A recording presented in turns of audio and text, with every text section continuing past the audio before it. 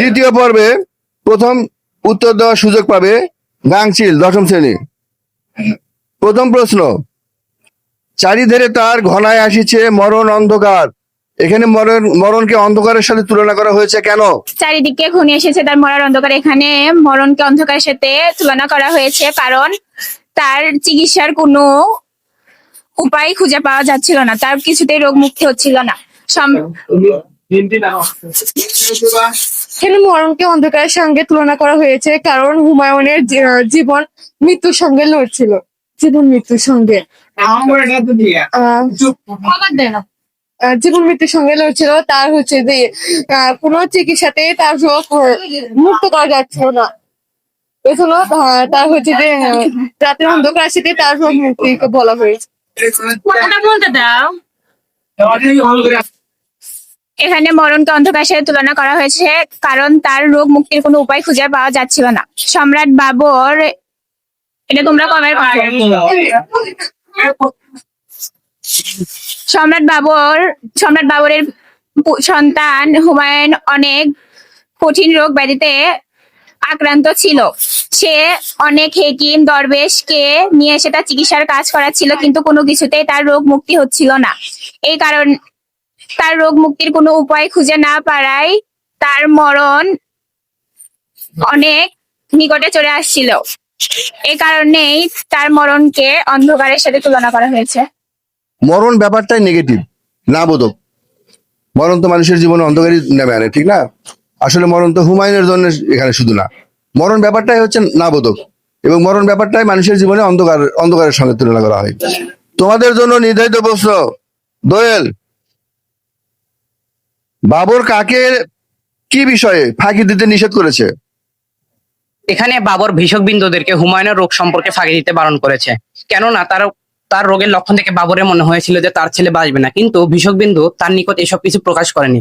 তাই তিনি তাদেরকে দরবারে ডেকে বলে যে তোমরা আমাকে ফাঁকি দিও না, যা হবে সত্যি সত্যি আমাকে বলে দাও। নির্ধারিত প্রশ্ন, কারা মাথা নিচু করেছিল এবং কেন? হিন্দুরা মাথা নিচু করেছিল কারণ তারা রোগ মুক্তির কোনো উপায় খুঁজে পায়নি। সম্রাট বাবরের পুত্র যখন অসুস্থ ছিল, তিনি তখন বিশ্বের সব দরবেশ হেকিমদের নিয়ে এসে পুত্রের চিকিৎসা করায়, কিন্তু কোনো রোগ মুক্তির উপায় খুঁজে পাওয়া যায় না। তাই একদিন সম্রাট বাবর ভিষকবিন্দুদের তার দরবারে ডাকেন এবং বলেন যে রোগ মুক্তির কোনো উপায় খুঁজে পাওয়া গেছে কিনা, কিন্তু তারা মাথা নিচু করে নীরব হয়ে থাকে, কারণ তারা জানেন যে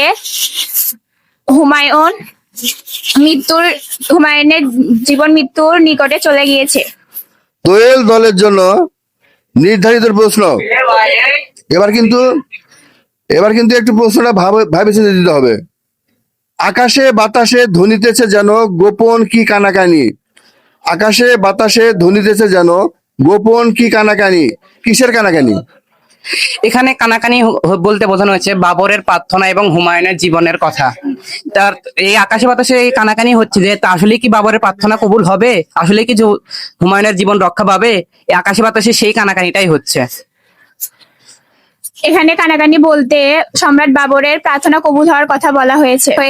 এখানে সম্রাট বাবর যখন কক্ষের মধ্যে নীরব ভাবে আল্লাহর কাছে প্রার্থনা করেন, তখন আল্লাহ তার প্রার্থনা কবুল করে নেন এবং হুমায়ুন সুস্থ হয়ে ওঠে এবং বাবর ধীরে ধীরে রোগে আক্রান্ত হয় এবং সন্তান হুমায়ুন রোগ মুক্ত হয়ে ওঠে। এতে চারপাশে কানাকানি হয় যে সম্রাট বাবরের প্রার্থনা কবুল হয়েছে এবং হুমায়ুন সুস্থ হয়ে উঠেছে। সেখানে বাবর যখন তার ধ্যানে বসার পরে গোটা বিশ্ব যখন নিস্তব্ধ, কোনো শব্দ নাই, কিন্তু তার মধ্যেই যেন কানাকানি হচ্ছে। এটা কিসের কানাকানি? এই কানাকানিটা হচ্ছে এরা কাছাকাছি গেছে, উত্তরটা নিতে হবে। কারণ হচ্ছে যে বাবর যখন ধ্যানে বসে সবার মনের মধ্যে একটা সংশয়, কি হয় মানে এখানে ব্যাপারটা কি দাঁড়াচ্ছে ব্যাপারটা যে বাবর যে বিষয় এখানে বসে গেছে, এটা কি আসলে তার ছেলে হুমায়ুনের সুস্থতার মানে লক্ষণ প্রকাশ পাবে, নাকি বাবর মানে কি কারণ ওইখানে আসলে কানাকানিটা যে একটা উদ্দেশ্যহীন কাঞ্চিল বাবর হঠাৎ কি বিষয়ে সকলকে নিশ্চয়তা দেয়? বাবর যখন মানে রাতের অন্ধকারে আল্লাহর কাছে প্রার্থনা করে তার সন্তানের সুস্থতার জন্য, তখন আল্লাহ তার প্রার্থনা কবুল করে এবং সেটা বাবর অনুভব করতে পারে এবং সে সকলকে এসে এই সুসংবাদ দেয় যে তার সন্তান সুস্থ হয়ে উঠবে। এটা সে নিশ্চিত ছিল। আর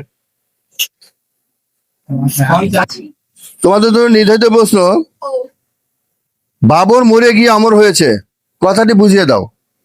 এখানে পিতৃ সিংহের কাছে মৃত্যুর পরাজয় ঘটেছে, কারণ বাবর নিজের জীবন বিনিময়ে তার ছেলে হুমায়ুনের জীবন আল্লাহ তাআলার কাছে ভিক্ষা চেয়েছে এবং আল্লাহ তাআলার কাছ থেকে তার নিজের জীবন ক্রয় করে দিয়ে সে তার নিজের ছেলের জীবন হচ্ছে যে ভিক্ষা চেয়েছে। এবং সেই কারণে তার কাছে এখানে বাবরের কাছে মৃত্যু পরাজয় ঘটেছে, কারণ বাবর নিজের ছেলের জন্য তার নিজের জীবন দিয়ে এখানে সে হচ্ছে পিতৃ সিংহের একটা মহৎ গুণ উল্লেখ করেছে আমাদের কাছে, এবং মৃত্যু তার কাছে পরাজয় হয়েছে।